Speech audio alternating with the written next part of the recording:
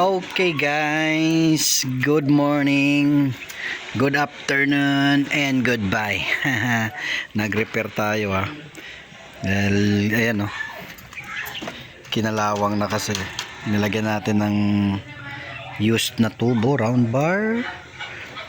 Ayan. Medyo na kasi. Tapos extend tayo. This is 5 meters, papalitan natin 10 feet. This is 5 feet, papalitan natin ng 10 feet hanggang dun. Kaya may mga tubo naka-prepare.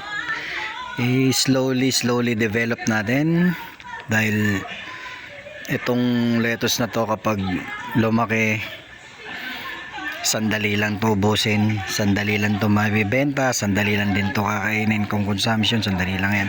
Kaya kailangan natin mag-extend, magparami pa dahil sandali lang yung mga yan. Sa amin pa lang ubos na. What more sa mga what more pa sa ating mga suki. Hello mga suki, wait lang tayo antabay lang dahil soon mayroon tayong maraming lettuce na available. 100% organic, 100% zero chemical kasi ang gamit natin fertilizer tubig lang ng hito.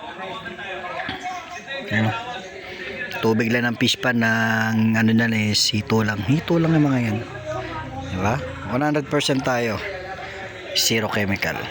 Okay, oh yeah.